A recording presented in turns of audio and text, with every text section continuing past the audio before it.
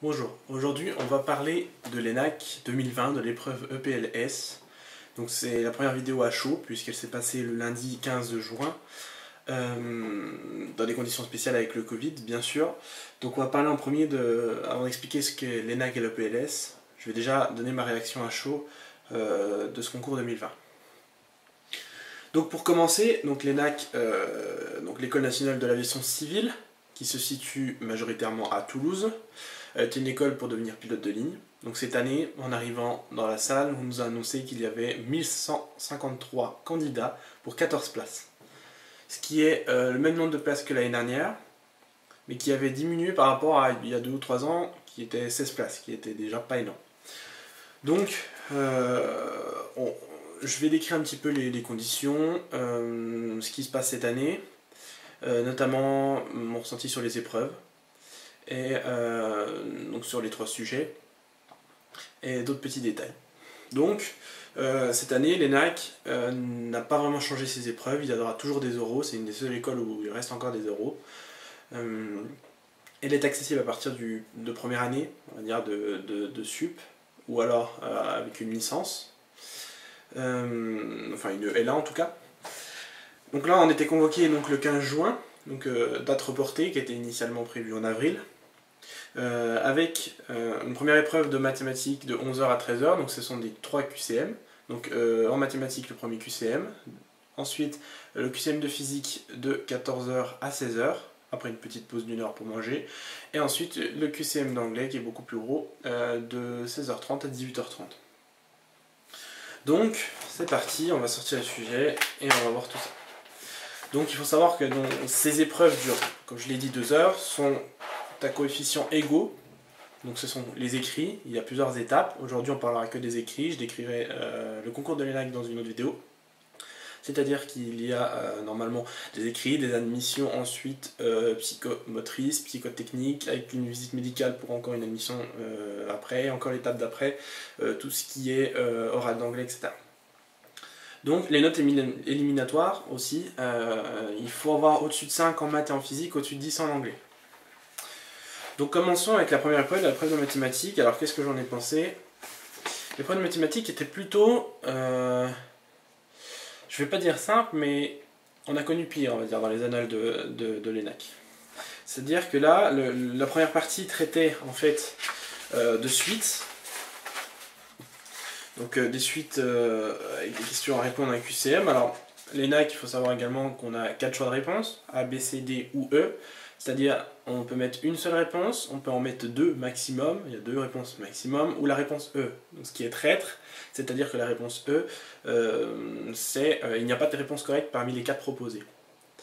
On doit répondre à 24 questions sur 36 sur les épreuves de physique et de mathématiques, et pour l'anglais, c'est des conditions spéciales dont je ne parlerai pas. Donc ici, sur les 24 questions sur 36 à répondre, donc on a une première partie sur les suites, qui était plutôt, moi je trouve, le début était plutôt simple, on va dire, c'était pas...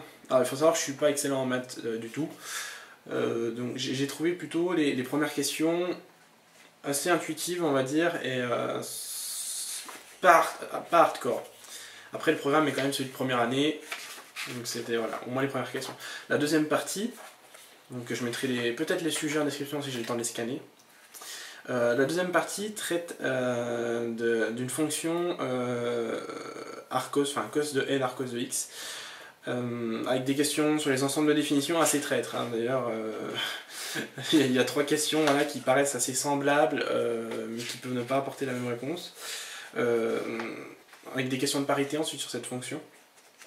Ensuite sur la partie 3, là j'ai trouvé plutôt simple. C'est celle-là que j'ai trouvé le plus simple, on va dire. C'était sur les endomorphismes et sur les espaces vectoriels, donc avec l'équerre, l'épée, et sur les projections. C'était notamment des projections avec des changements de base de projection. Donc voilà. La partie 4, c'était sur tout ce qui est un petit peu de carré parfait, donc la parité, les nombres premiers, etc. Donc cette partie était, alors me rappelait l'aspect maths quand elle existait encore dans le bac S. Elle n'était pas excessivement difficile. Alors, c'est pour cette partie, moi, personnellement, j'ai plutôt fait des exemples de calcul en prenant des nombres premiers à chaque fois, des nombres pairs ou impairs pour trouver. J'ai pas fait des congruences et tout le bazar pour faire des preuves. De toute façon, sur les NAC, il faut être un petit peu malin des fois. Faut aller au plus rapide. Par exemple, pour la partie 5, ici, on avait une certaine fonction. Je vous l'afficherai certainement. La question 33 nous demandait de trouver Fn alors qu'on avait que Fn plus 1 et F0. Au lieu de faire une récurrence par exemple avec le Fn plus 1, il suffisait juste de remplacer la fonction Fn par la fonction donc F0 par n égale 0 et on retrouvait directement. Donc ouais, il y a des petites techniques comme ça avec un petit développement limité à faire. Et la partie 6, qui est la partie la plus les probabilités donc, du coup de cette première épreuve, qui était un petit peu, on a trouvé ça un peu... je sais pas, une probabilité comme ça, je vais vous dire l'énoncé, ça paraît simple au début, finalement ça t'amène à réfléchir et là tu bugs complètement. C'était la famille Capulet, compte 2 enfants, l'aîné est une fille, donc quelle est la probabilité que les 2 enfants soient une fille? Sachant qu'il y en a déjà une. Donc soit on fait un sachant et on tombe sur 1,5 fois 1,5 divisé par 1,5 ce qui fait 1,5, ou soit on fait directement un espèce d'arbre, où quand on réfléchit on se dit c'est un quart, parce qu'il y a déjà une fille, un demi, on fait 1,5 fois 1,5. Mais finalement, voilà, on trouve ça logique en faisant un quart. Et finalement, quand on réfléchit, quand on a déjà un enfant, la probabilité d'avoir un deuxième enfant, mais c'est indépendant, ça ne change pas, c'est pas lié au premier enfant, donc finalement ça reste un demi. Alors un demi, un quart, je pense que tout était dans l'énoncé, puisque la question 36, la famille Montaigu compte 2 enfants, dont un garçon, quelle est la probabilité P que les 2 enfants soient des garçons? Là, au début on disait qu'il y avait 2 enfants, l'aîné était une fille. Là on dit la famille Montaigu compte 2 enfants dont un garçon. Qu'est-ce qui change, qu'est-ce qui change pas? Donc voilà, c'était 2 questions qui paraissaient semblables, mais qui avaient quand même une petite différence, et du coup qui amenaient quand même à... On se dit il y a de la facilité, mais qui amenaient quand même un petit peu à réfléchir. Personnellement j'ai mis un quart aux 2, mais bon en me plantant parce que j'ai pas fait gaffe. Donc voilà, sur cette épreuve de mathématiques, je passe très vite dessus, hein, ce n'est qu'un ressenti. J'essaierai de quand même vous mettre le scan pour que vous voyez un petit peu. Donc pour cette épreuve 2020, qui n'était pas exceptionnellement dure on va dire, même si je ne suis pas excellent, je le répète, en mathématiques. Voilà. Donc, pour ce qui est de l'épreuve de physique ce coup-ci, très étonnante cette épreuve de physique. C'est mon point fort, la physique, surtout là c'est le programme de première année. Et je trouve que en fait, le programme de seconde année est pas plus simple, mais moins emmerdant que, on va dire, que le programme de première année.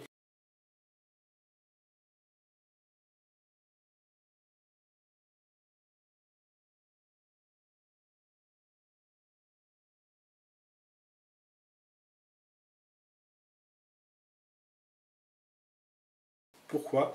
C'est parce que c'est souvent des calculs d'intégration de flux, de l'intégration ou des théorèmes de un coup Schwarz, un coup etc. Il y a plein de petits théorèmes comme ça, alors que la physique, il y a plein de calculs en première année. Et là, c'était mon point fort. Et malheureusement, on est tombé sur un sujet, j'ai fait les 3 ou 4 dernières années d'anal, c'était très intuitif et assez facile. Et là, on est tombé vraiment sur un sujet très difficile. Alors la première partie traitait des ondes. Alors les ondes, ça c'était la partie la plus facile, on va dire, hein, juste avec une espèce de tuyau, donc avec une onde qui va partir, qui va se réfléchir, et ça va finalement avoir une onde stationnaire. Donc tout ce qui est équation, recherche de calcul numérique de la fréquence de l'harmonique fondamentale, etc. Donc ça c'était pas le plus difficile. Après, on espérait pas tomber sur de l'optique, que voici de l'optique. Alors l'optique géométrique, ici, moi je trouve, était vraiment difficile. C'est-à-dire que alors, quand je dis difficile, c'est pas forcément difficile, on va dire que c'était plutôt pointu. Dans le sens où il y avait des calculs de grossissement à faire, on nous donnait θ' sur θ à des angles, c'était pas très clair, je trouve.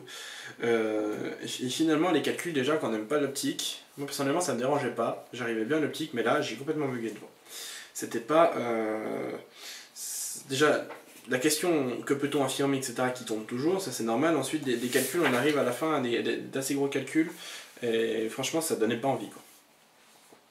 Ensuite, pour ce qui est de la troisième partie du régime transitoire, donc là c'était une équation électrique hein, classique, avec les oméga 0, donc on mise sous des formes, différentes formes, etc., avec des calculs, donc ça c'était pas plus difficile non plus, on va passer rapidement. La mécanique ensuite, là je me suis complètement planté. Pourtant la mécanique, voilà, c'est ce que je vise en premier, l'aérospatiale.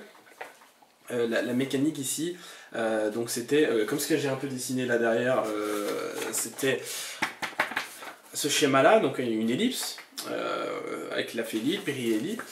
Et le problème, c'est que j'ai pas considéré, parce que j'étais un peu en panique à ce moment-là, vu les autres parties, j'ai mal considéré le problème. Donc j'ai répondu aux questions, donc forcément il y a la conservation de l'énergie mécanique, mais je n'ai pas utilisé cette conservation de l'énergie mécanique alors que je le fais je le fais tout le temps pour faire ces calculs, et j'ai trouvé des mauvaises vitesses du coup qui n'ont rien à voir, donc des vitesses pour des satellites on va dire, ou des mouvements circulaires autour d'un point et non elliptiques, et du coup je me suis planté sur le reste alors qu'il n'y avait rien de très compliqué on va dire. Et ensuite sur la fin du sujet ça se complique un petit peu plus. C'était en utilisant l'équation polaire de la trajectoire de la Terre avec le R égale P sur 1 plus E de cos phi. Donc là, voilà, il y avait des approximations à faire, certaines dérivées, etc. À la base, avec cette approximation. Ensuite, on passait sur la thermodynamique. Alors la thermodynamique, c'était un cycle, donc une compression isentropique, une compression isochore, une détente isentropique et une détente isochore. Donc avec des questions tout à fait classiques. Qui visait à trouver la chaleur échangée avec la source chaude, la source froide, ainsi que les efficacités et les températures en fonction, donc l'efficacité en même temps en fonction de la chaleur échangée et des températures, ce qui était pas forcément très compliqué quand on ne se mélange pas dedans. Ensuite, l'électromagnétisme. On a eu un beau petit sujet aussi, donc voilà, qui ressemble à ça. Donc un beau petit pendule à balai, c'est-à-dire un pendule qui frotte, qui frotte, on va dire, la petite coupelle là pour faire de l'électricité sur le guide. Cette partie était, quand on connaît un peu l'électromagnétisme, alors je sais qu'on certaines classes dessus, surtout avec le Covid, n'ont pas vu l'électromagnétisme, ça se fait plutôt en fin d'année. Voilà, du coup c'était peut-être un peu compliqué pour eux, mais après c'était des formules un peu intuitives, c'est-à-dire que par exemple le Inde, je savais qu'il y avait un moins, donc j'ai mis le moins, alors je sais toujours pas si c'est la bonne stratégie ou pas, mais voilà, donc il y avait des questions classiques au début, et on finissait sur l'équation du mouvement ensuite, donc en équation de second degré différentielle. Que ce soit avec l'intensité ou avec le θ pour l'équation du mouvement. Donc on finissait sur ces deux équations et sur les constantes temporelles, donc notamment sur les questions de constantes temporelles afin de les déterminer. Cette fin de partie était plus difficile. Alors globalement ce que j'ai pensé de l'épreuve de physique, c'était vraiment différent d'habitude et c'était vraiment un sujet compliqué on va dire. C'était, il y a de quoi. Personnellement j'ai un peu paniqué en voyant que c'était compliqué comme ça, et ce qui fait que j'ai fait pas mal de merde on va dire, et donc je compte pas beaucoup sur l'épreuve de physique pour m'amener au-dessus du classement, on est d'accord. Donc voilà, je mets une petite parenthèse pour dire qu'on était bien espacé d'1,5 mètre avec le Covid, mais bon ça n'a pas changé grand chose l'épreuve. Et pour finir l'épreuve d'anglais, alors cette épreuve d'anglais il ne faut pas répondre à 24 questions sur 36, mais il faut répondre à 80 questions sur 80. Qu'est-ce que l'épreuve d'anglais? Il y a toujours les 5 réponses, A, B, C, D, E. Le seul problème, c'est que aussi, il faut choisir une des 5, une seule. Il n'y a pas la réponse E, n'est pas une réponse, les autres ne me conviennent pas.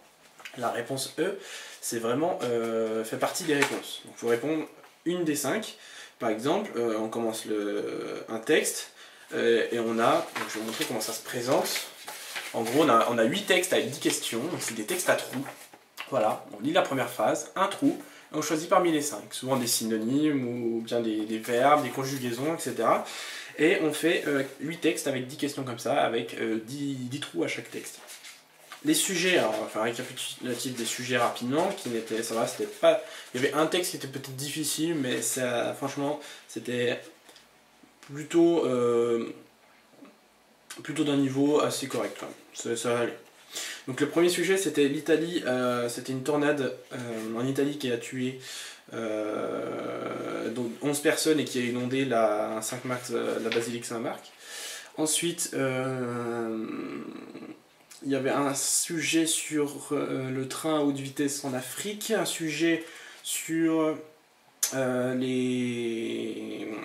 Brésil avec une tuerie de masse à une cathédrale. Il y avait un sujet sur les accords du climat qui sont inadéquats, donc selon des experts, ce qui est urgentissime. Un sujet sur un passager bourré, tout ce qui est les passagers, la mise en garde pour les passagers bourrés dans les compagnies aériennes, notamment au Royaume-Uni. Ensuite, il y avait un sujet sur le fait, alors je sais plus où c'est, Small Turkey, je crois que c'est en Turquie ou en Syrie, je sais plus, qui donnait aux enfants contre le fait de ramasser les mégots de cigarettes et certains déchets, qui donnent des vélos. Et l'avant-dernier sujet, c'est sur un crash de train en Belgique. Et le dernier sujet, c'était sur un tueur de... Ah oui, c'est ça, c'était tueur de lapins qui terrorise un village qui terrorise un village. Voilà, donc ça c'était les 8 sujets. Honnêtement, c'était très compréhensible, bleu.